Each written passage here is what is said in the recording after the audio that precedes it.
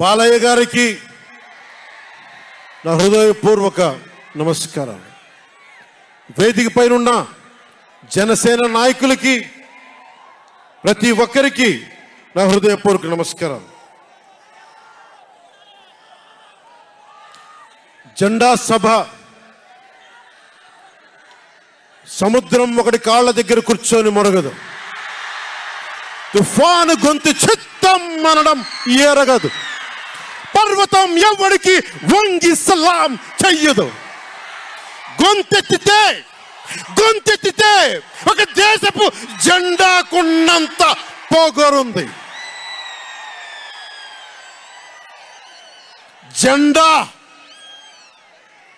జెండా సభ ఎందుకు పెట్టాను?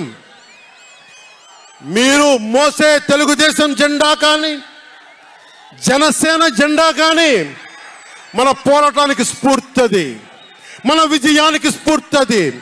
2024లో మన పొత్తు విజయానికి స్ఫూర్తి మన జెండాలు. అందుకే ఇది జెండా సభ పెట్టాం. ఎన్నికల్లో బూతుల్లో వైసీపీ రౌడీలు గూండాలు బూత్ క్యాప్చరింగ్ చేస్తే ఆ జెండాని మడత పెట్టి కర్ర తీసుకొని ఎదుర్కొనేలాగా అందుకని జెండా సభ పెట్టాం.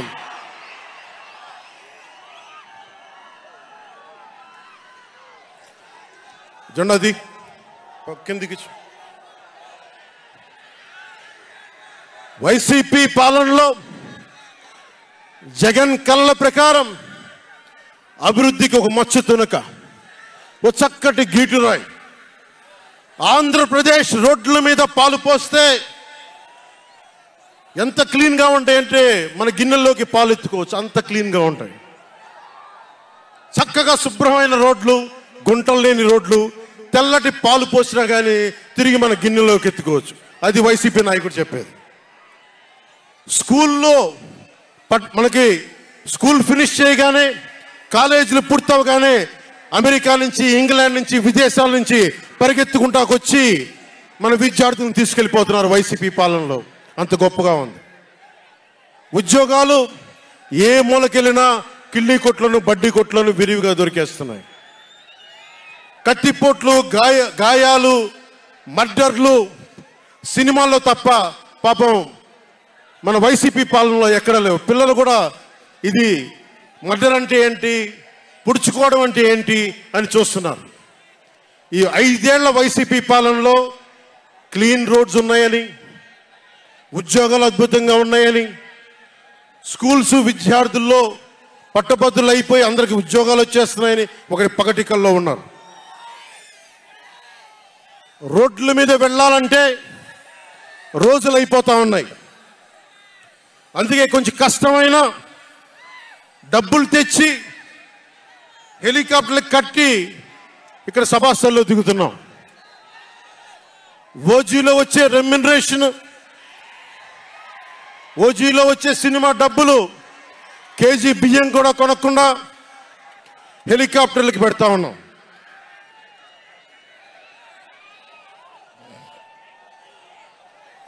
Behind every great fortune there is a crime అని ఫ్రెంచ్ రచయిత బాల్జాక్ అంటారు. ఏ కష్టం చేయకుండా అర్ధాంతరం నడిమంత్రపు సిరి వచ్చినప్పుడు దాని వెనక ఒక నేరం ఉంటుంది. ఇది సూక్తి యొక్క సారాంశం. క్లాస్ వార్ అని చెప్పే జగన్ 5 కోట్ల మంది ప్రజల రాష్ట్రాన్ని 5 మందికి తాకట్టు పెట్టాడు. వైఎస్ జగన్ రెడ్డి, పెద్దిరెడ్డి రామచంద్రారెడ్డి, సజ్జల రామకృష్ణారెడ్డి, మిథున్ రెడ్డి, వైవి సుబ్బారెడ్డి, మిగతా అందరిని కలుపుకొని వీరు 5 మంది కోసం 5 కోట్ల మంది ప్రజలు ఈరోజు మనం తిప్పలు పడతా ఉన్నాం, కష్టాలు పడతా ఉన్నాం. ఉద్యోగాలు లేకుండా యువత రోడ్ల మీదకి వచ్చినారు ఈ రోజున. ఇది మారాలి. ఏదైనా మాట్లాడదామంటే గుండాలతో బెదిరింపులు, రౌడీలతో దాడులు. ఇదే చెప్తా ఉన్నాను జన సైనికులకు కూడా. మబ్బుల్లో పరిగెత్తే పిడుగులు లాంటి మన జన సైనికులకు చెప్తున్నా, వైసీపీ గుండాయిజాన్ని చూసి భయపడకండి. మనం ఉన్నాం. ఉద్దండుడైన రాజకీయ నేత శ్రీ నారా చంద్రబాబు నాయుడు గారు ఉన్నారు. మనం ఉన్నాం. ఈరోజు చెప్తా ఉన్నా, వచ్చే 45 రోజుల ఎన్నికల్లో వైసీపీ గూండాలకి, వైసీపీ క్రిమినల్స్కి ఈ జెండా సభ నుంచి హెచ్చరిస్తున్నా. మీరు మా సభల మీద కానీ, మా నాయకుల మీద కానీ, తెలుగు తమ్ముళ్ళ మీద కానీ, జనసేన సైనికుల మీద కానీ, వీర మహిళల మీద కానీ, తెలుగు మహిళల మీద కానీ, సామాన్య ప్రజల మీద కానీ వైసీపీ గుండాలు దాడి చేస్తే, భయపడితే, బెదిరిస్తే నేను ఈ రోజున మీకు మాటిస్తున్నాను, వైసీపీ గుండాలకి మక్కెలు ఇరగ్గొట్టి మడత మంచంలో పెడతాం. మర్చిపోకండి.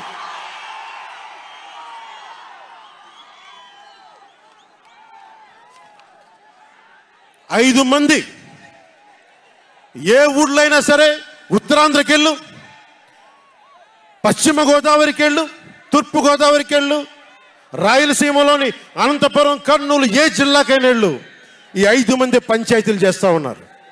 ఈ 5 మంది. మిగతా వారికి ఎవరికి అక్కడ రాష్ట్ర వనరుల మీద కానీ, వేటి మీద కానీ ఆధిపత్యం లేదు, హక్కు లేదు. ప్రతి దానికి ఎవరు ఎంత కావాలి, ఎంత ఇవ్వాలి అనేది వీళ్ళు చెప్తారు. ఈ 5 మంది చెప్తారు. ఇది క్లాస్ వార్. జగన్ మాట్లాడితే ఒక్కడు అమ్మా నేను ఒక్కనేనమ్మా, అమ్మా నేను ఒక్కనేనమ్మా అని సాగు కొడతా ఉంటాడు. అరే ఉన్న నా ఒక్క ఎమ్మెల్యేని తీసుకెళ్ళిపోయిన నువ్వు ఒక్కడివా? నువ్వు డెమోక్రసీ నీడ్స్ ఎటర్నల్ విజిలెన్స్ అంటారు. ప్రజాస్వామ్యాన్ని కాపాడుకోవడానికి నిరంతర పహారా ఉండాలి. 2014 పార్టీ పెట్టినప్పటి నుంచి ఈ రోజు దాకా నేను చేస్తుంది ప్రజాస్వామ్యాన్ని కాపాడే ప్రయత్నాలే. అందుకని నేను తీసుకునే కొన్ని నిర్ణయాలు పార్టీ పరంగా ఉండవు, వ్యక్తిపరంగా ఉండవు, రాష్ట్ర ప్రయోజనాలకు ఉంటాయి, దేశ ప్రయోజనాలకు ఉంటాయి. అంతేకాని ఏ రోజున కూడా వ్యక్తి ప్రయోజనాలను ఆశించి నేను ఎప్పుడు రాజకీయం చేయాల. ప్రజాస్వామ్యాన్ని కాపాడటానికి రాజకీయం చేశాం. ప్రజాస్వామ్యాన్ని కాపాడటానికి పొత్తులు పెట్టుకున్నాం. డెమోక్రసీలో ఎప్పుడు కూడా ఒక డిసెంట్ ఉంటుంది, ఒక వ్యతిరేకత ఉంటుంది. కోఆపరేషన్ అండ్ కన్ఫ్రాంటేషన్, సహకారం, సంఘర్షణ రెండు పక్క పక్కన ఉంటాయి. సంఘర్షించాల్సిన పరిస్థితులు ఉంటాయి, సహకారం ఇవ్వాల్సిన పరిస్థితులు ఉంటాయి. ఇప్పుడు 2024కి సహకారం ఇవ్వాల్సిన పరిస్థితి. మనం సహకరిస్తుంటేనే, తెలుగుదేశం జనసేన సహకరించుకుంటేనే 5 కోట్ల మంది ప్రజల మనోభావాలు, వారి భవిష్యత్తు బంగారంలో ఉంటుంది. మనలో మనం కలహించుకుంటే మళ్ళీ ఈ దుర్మార్గుడు, దాష్టికుడు అయిన జగన్ మళ్ళీ వచ్చి ప్రజల్ని కంటకంగా మారతాడని చెప్పి తగ్గించుకొని మరి ప్రజల్ని గెలిపించడానికి మరి ఈ రోజున జనసేన నడుం కట్టింది. నేను మాట్లాడుతున్నప్పుడు ఒక విషయం చెప్తా ఉంటాను మీకు. మార్టిన్ నిమోలర్ అనే ఒక ప్రీస్ట్, జర్మనీ హిట్లర్ సమయంలో ఆయనకి అండగా వచ్చాడు. హిట్లర్ చాలా గొప్ప నాయకుడని. ఎందుకు చెప్తా ఉన్నానంటే, జగన్ కోసం 98% చాలా అన్ని వర్గాల్లో కూడా జగన్ వెంట వెళ్ళారు. 2019లో నేను ఒక్కొక్కరి చెవులో ఇల్లు కట్టుకొని మరి చెప్పా, జగన్కి ఓటేయకండి, ఓటేయకండి, మంచిది కాదని. జగన్ బతుకు జూబ్లీ హిల్స్ సొసైటీ ఫామ్ అయినప్పటి నుంచి నాకు తెలుసు. అదే చెక్ పోస్ట్లో ఏం చేసేవాడు నాకు తెలుసు. కాంటికి రెస్టారెంట్ బంజారా హిల్స్లో ఏం చేసేవాడు తెలుసు. మాట్లాడుతున్న వ్యక్తిగత జీవితం గురించి మాట్లాడుతూ ఉంటాడు. నీ వ్యక్తిగత జీవితం గురించి మాట్లాడాలంటే నా దగ్గర టన్నులు ఇన్ఫర్మేషన్. జగన్ మర్చిపోకు.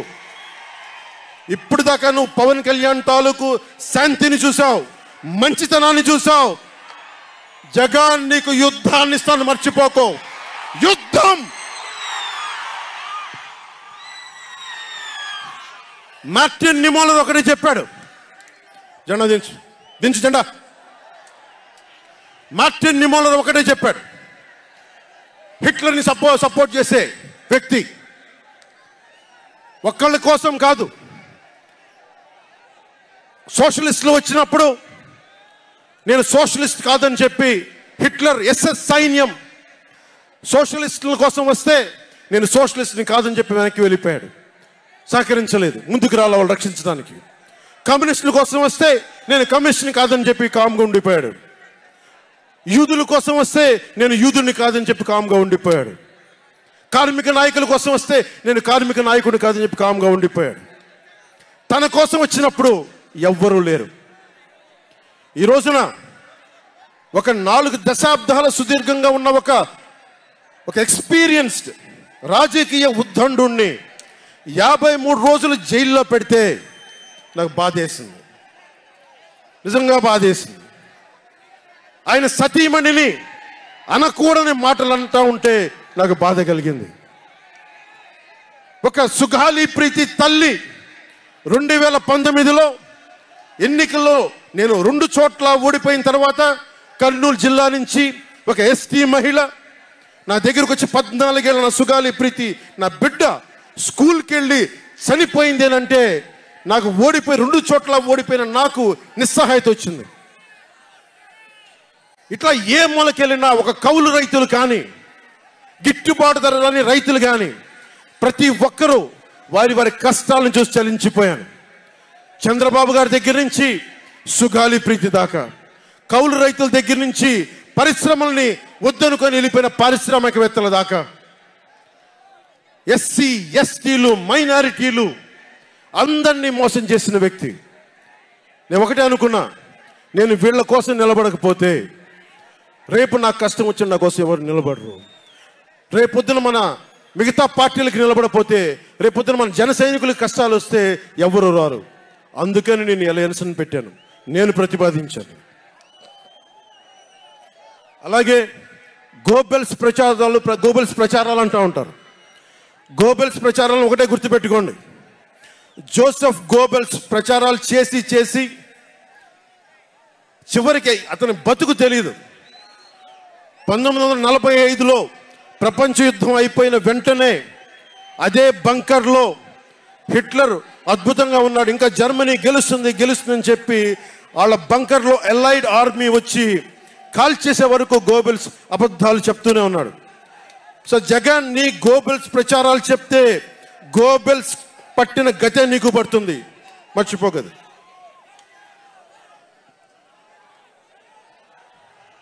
రాజధాని గురించి, రాజధాని అభివృద్ధి వికేంద్రీకరణ ఉండాలి కానీ రాజధాని వికేంద్రీకరణ కాదు.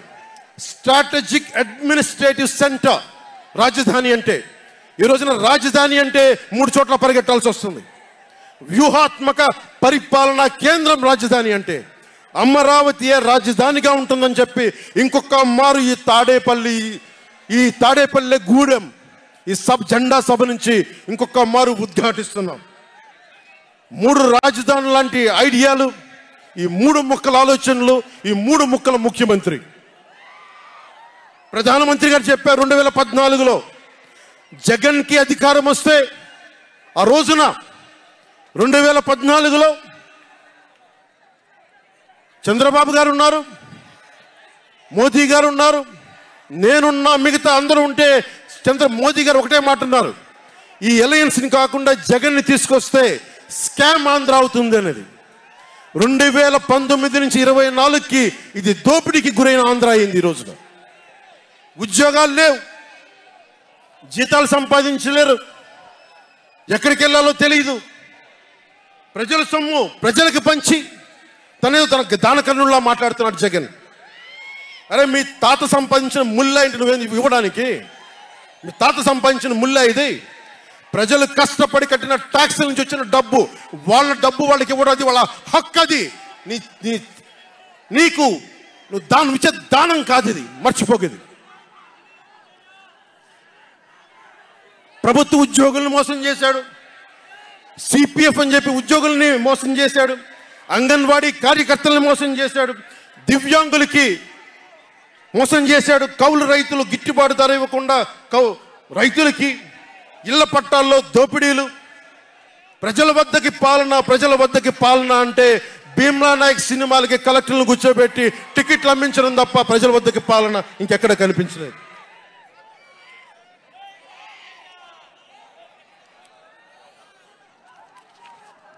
ఇక్కడున్న యువతను చూసి ఒకటే మాట్లాడుతున్నాం. నేనున్నది ఇక్కడ మీకు 10 కేజీల బియ్యం 5,000 రూపాయలు ఇవ్వడానికి కాదు, మీకు 25 సంవత్సరాల భవిష్యత్తు ఇవ్వడానికి, 25 సంవత్సరాల బంగారు భవిష్యత్తు ఇవ్వడానికి. 10,000 పథకం చేతిలో పెట్టి 10,000 రూపాయలు మీ చేతిలో పెట్టడమా, లేదంటే మీకు 1,00,000 రూపాయలు సంపాదించే మార్గం చూపించడమా అని మీరు నిర్ణయించుకోండి. నేనే, మా అన్నయ్య నాకు యాక్టింగ్ ట్రైనింగ్ ఒక స్కూల్లో పంపించాను.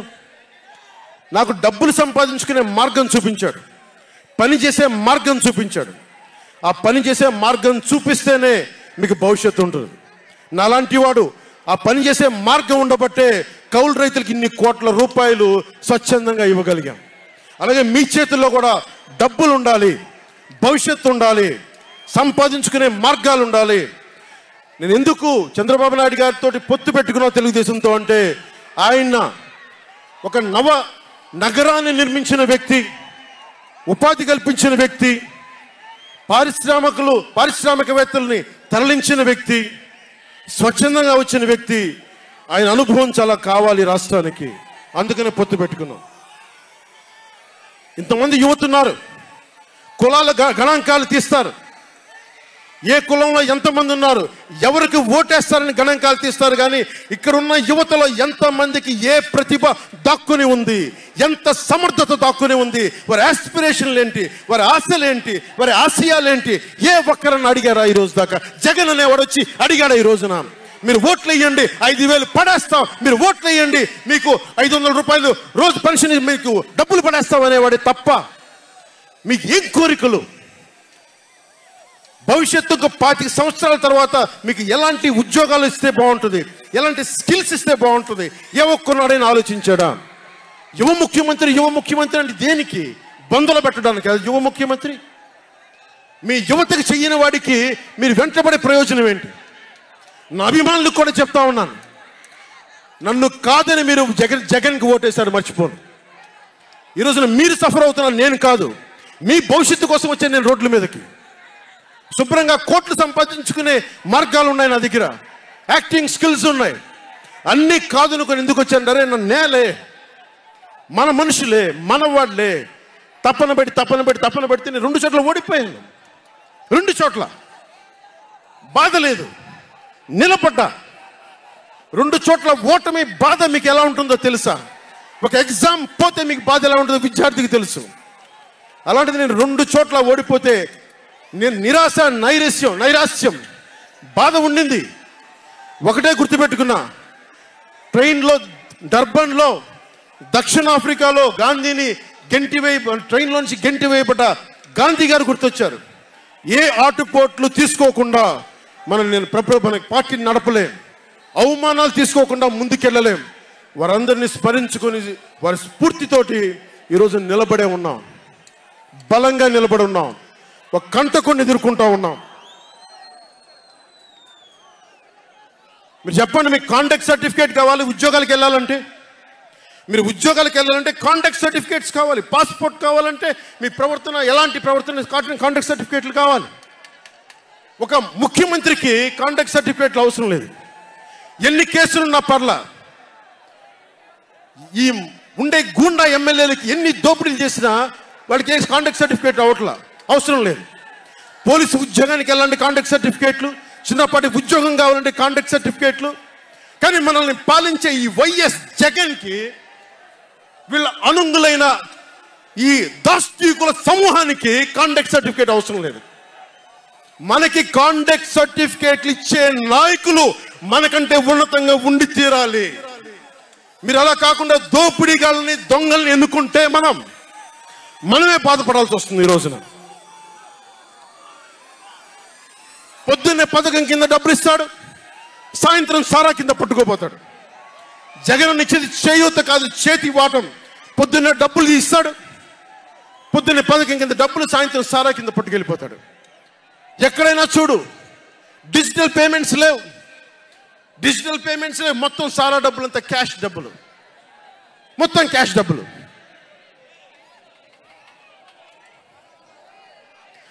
ఇలాంటిది నేను ఇన్ని రోజుల నుంచి, ఇన్ని సంవత్సరాల నుంచి నిలబడే ఉన్నాం.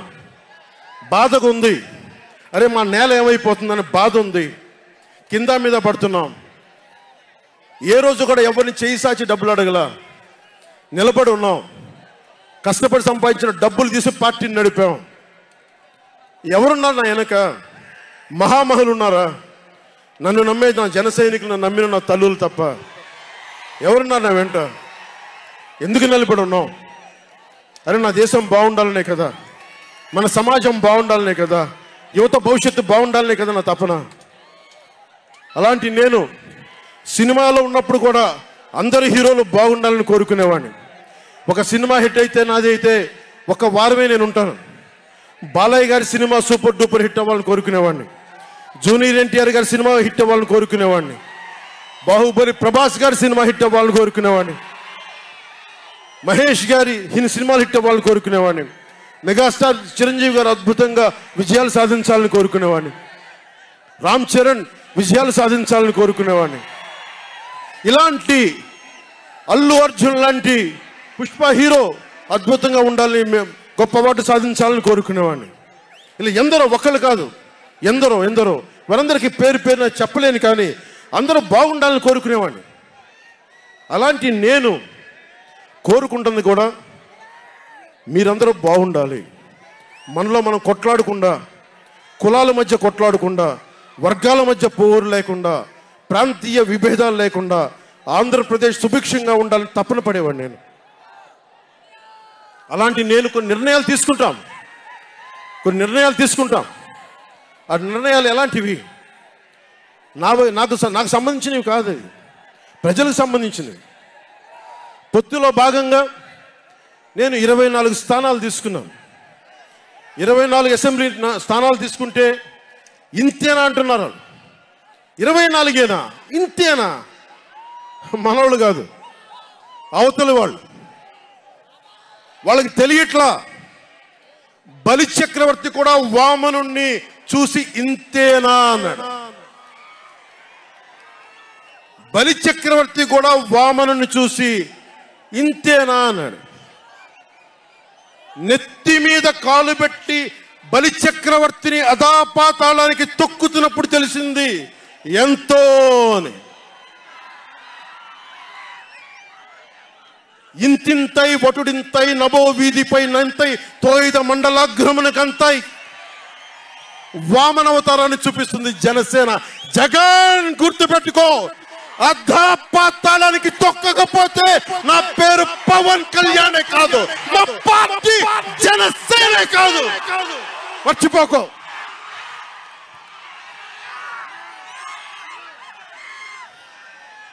రేపు ఎన్నికలైనప్పుడు వైసీపీ వాళ్ళకి తెలుస్తుంది మనం ఎంతో. నెత్తి మీద కాలేసి తొక్కుతాం కదా, అప్పుడు అర్థమవుతుంది మేమేంటో. జగన్ జనసేన ఒక్క సీటు గెలిస్తేనే నేను రాజమండ్రి రోడ్ల పర్యవేక్షణకి వస్తానని అంటేనే రాత్రికి రాత్రి 10th క్లాస్ విద్యార్థిలాగా, 10th క్లాస్ చదువుకునే విద్యార్థిలాగా రాత్రికి రాత్రి రోడ్లు వేశారు. నైట్ అవుట్ చేసి మరి ఒక్క సీటుకే ఇదంతా. ఒక్క సీటు గెలిస్తేనే రాత్రికి రాత్రి రోడ్లు వేసావు. జనసేన 24 సీట్లతో ఏం చేయగలరో మీరు ఊహించుకోగలరా? వ్యూహం నాకు వదలండి, నన్ను నమ్మండి. 24 ఏంటి 24 ఏంటి అని అంటా ఉన్నారు. విశ్వామిత్రుడు, బ్రహ్మర్షి విశ్వామిత్రుడు బ్రహ్మ పదానికి వెళ్ళడానికి కూడా 24తోనే. గాయత్రి మంత్రం 24 అక్షరాలు.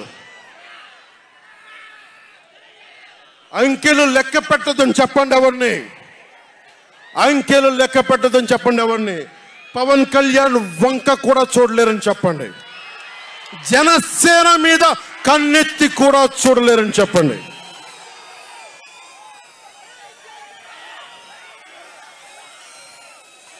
మనకి వైసీపీ జగన్ లాగా వేల కోట్లాది రూపాయలు వారసత్వంగా తినేసామా ఏంటి? మనం ఎన్నికలు రాగానే నియోజకవర్గానికి 50 నుంచి 100 కోట్లు తీయడానికి, ఖర్చు పెట్టడానికి, అన్ని స్థానాల్లో పోటీ చేయడానికి మన దగ్గర 50, 100, 1000 కోట్ల డబ్బులు ఉన్నాయా? మన దగ్గర దోచేసిన డబ్బులు ఉన్నాయా?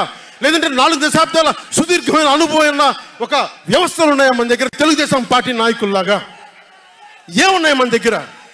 మెతుకు మెతుకు వెతుక్కున్నాం, ఇటుక పేర్చుకున్నాం. ఇప్పుడిప్పుడే ఇల్లు కడుతున్నాం, జనసేన ఇల్లు కడుతున్నాం, కోట కూడా కడతాం. తాడేపల్లి జగన్ కోట కూడా బద్దలు కొడతాం. సామాన్యుడు రాజకీయం చేస్తే భరించలేని ఆధిపత్యపు ధోరణి, సామాన్యులు రాజకీయం చేస్తే తట్టుకోలేరు. అధికారం వాళ్ళ ఫ్యాక్షన్ కోటల్లోనే ఉండాలి. అది దాటి మనలాంటి మామూలులోకి వస్తే, మనం వ్యూహాలు వేస్తే, మనం పొత్తులు పెట్టుకుంటే వాళ్ళు భరించలేరు. అందుకని రకరకాలుగా చెప్తారు కథలు. సామాన్యుని రాజకీయం భరించమని చెప్పండి.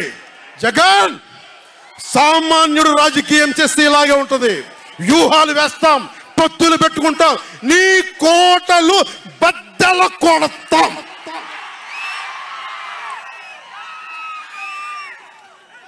అలాగే నాకు గాని జనసేన పార్టీకి గాని సలహాలు సూచనలు అవసరం లేదు. సలహాలు సూచనలు ఇచ్చేవాళ్ళు అక్కర్లేదు. యుద్ధం చేసేవాళ్ళు కావాలి. కొత్త రక్తంతో, కుతకుతలాడే రక్తంతో, గుండెలు చరించుకునే యువ రక్తం కావాలి. దాష్టికాన్ని నిలబడే యువకులు కావాలి. కత్తులు పట్టుకునే వీర మహిళలు కావాలి.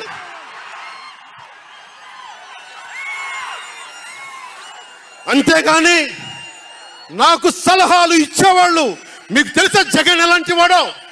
సొంత బాబాయినే మర్డర్ చేయించిన వాడు, సొంత చెల్లినే గోడకేసి కొట్టిన వాడు. మీరు చెప్తారు నాకు సలహాలు సూచనలు. ఎవరితో యుద్ధం చేస్తున్నానో నాకు తెలుసు. జగన్ లాంటి దాష్టీకుడు, దుర్మార్గుడు యుద్ధం చేస్తేనే తగ్గుతాడు. యుద్ధంతో కూలగొడితేనే కింద కూర్చుంటాడు. మర్చిపోకుండా నాకు సలహాలు సూచనలు ఇచ్చే వాళ్ళకి. అలాగే మనకు కూడా పోల్ మేనేజ్మెంట్ తెలుసా? ఆర్గనైజేషన్ బలం ఉందా? సంస్థాగతంగా పాతికిపోయిన తెలుగుదేశం పార్టీలతోటి మనం పోటీ పడగలమా? 800 నుంచి 1000 మంది బూత్ కార్యకర్తలు ఉన్నారా మనకి ప్రతి నియోజకవర్గంలో? 1000 మందికి 50 రోజులు ఎంతో కొంత డబ్బులు ఇస్తూ భోజనాలు పెట్టే సత్తా మన నాయకత్వానికి ఉందా?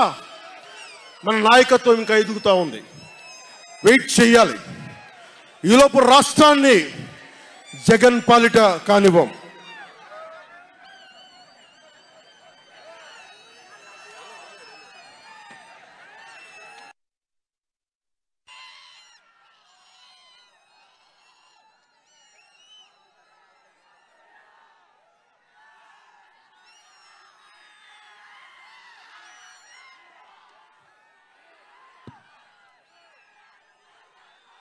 జన సైనికులు సిద్ధంగా ఉన్నా, ప్రజలు మన వైపు ఉన్నా, ప్రతి ఒక్కరిని ఓట్లకు తీసుకొచ్చే నాయకత్వం ఇంకా సిద్ధంగా ఉందా జనసేన పార్టీకి? మనందరం ఆలోచించుకోవాలి. అందుకనే అన్ని అర్థం చేసుకునే 24 స్థానాలు 3 పార్లమెంట్లో సిద్ధపడ్డాం. ప్రజల నాడి వాడి తెలియకుండా నాయకత్వాన్ని నడిపించగలమా? దశాబ్దం కాలం పాటు పార్టీని నడిపించగలమా?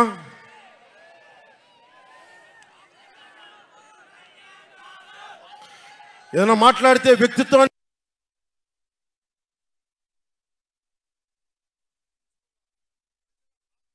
నెగ్గించడం కోసం తగ్గాను నేను. కొంతమంది మద్దతుదారులు అన్న పేరు మీద నా నిర్ణయాన్ని ప్రశ్నిస్తూ ఉన్నారు. జగన్ బాబాయ్, జగన్ తన బాబాయిని మర్డర్ చేసిన ఆయన మద్దతుదారులు ఆయనకు ఓట్లేసిన వాళ్ళు ఒక్క మాట అనరు, వెనకేసుకొస్తారు. హార్ట్ అటాక్ అని వెనకేసుకొస్తారు.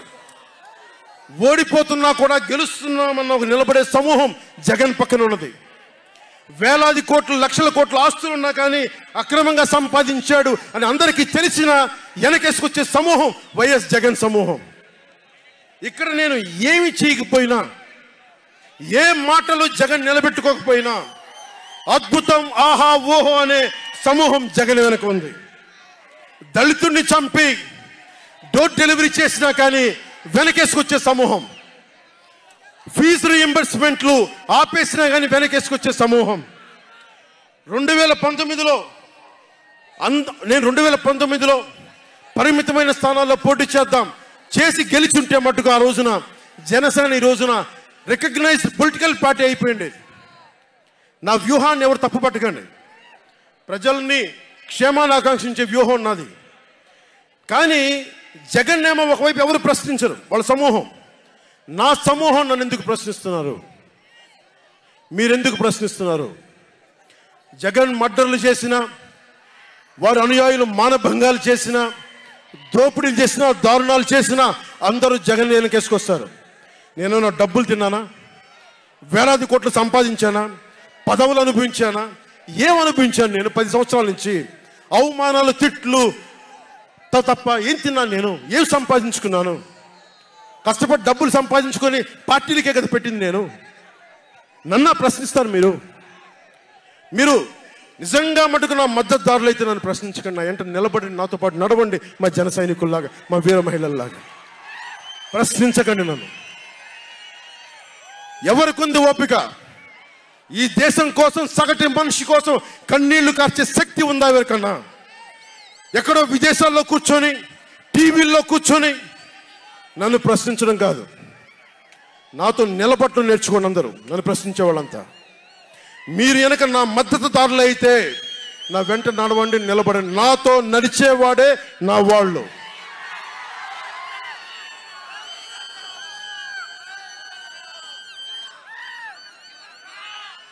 నేను ఎప్పుడు కూడా ఒక నియోజకవర్గం దృష్టిలో లేదు. నాకు దేశం ఉంది, మానవత్వం ఉంది, మన ఆంధ్రప్రదేశ్ ఉంది, తెలుగు ప్రజల, తెలంగాణ ప్రజల నేల ఉంది. నాకు తెలంగాణ నేల ఉంది నా దృష్టిలో. ఒక నియోజకవర్గం గురించి నేను ఎప్పుడు ఆలోచించలా. రాష్ట్ర ప్రయోజనాల కోసం ఆలోచించాను కానీ అరే నేను ఒక నియోజకవర్గాన్ని డెవలప్ చేసుకోవాలి నేను నిజంగా ఆలోచించలేదు. నేను ఒకటే అనుకున్నా, నేను ఇంతమంది కోసం పనిచేస్తున్నప్పుడు నా కోసం ఆలోచించే ఒక నియోజకవర్గంలో ఉండి కొంతమంది పనిచేస్తారని ఆశించాను. దురదృష్టం, అనుకున్నంత పని చేయలేకపోయారు. సంతోషం. ఒక నియోజకవర్గం వ్యక్తిని కాదు నేను. ఓడినప్పుడు మీతోనే ఉంటాను, గెలిచినప్పుడు మీతోనే ఉంటాను. నేను ఎక్కడి నుంచి పోటీ చేసినా సరే. పవన్ కళ్యాణ్తో స్నేహం అంటే, పవన్ కళ్యాణ్తో స్నేహం అంటే చచ్చేదాకా. పవన్ కళ్యాణ్తో శత్రుత్వం అంటే అవతల వాడు చచ్చేదాకా. ఇద్దరు కలిస్తే చూడలేడు, నలుగురు నవ్వుకుంటే చూడలేడు, 10 మంది పచ్చగా ఉంటే భరించలేడు. ఏమంటారు అలాంటి వాడిని? చెల్లిని గోడకు పెట్టి కొట్టేవాడిని ఏమంటారు?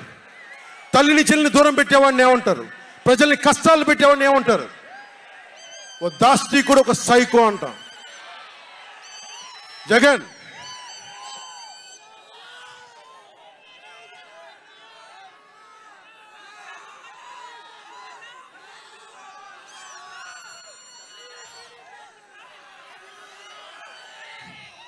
జగన్కి చెప్పదలుచుకుంది ఒకటే, జగన్ బాధితులందరికీ ఒకటే చెప్తా ఉన్నాను.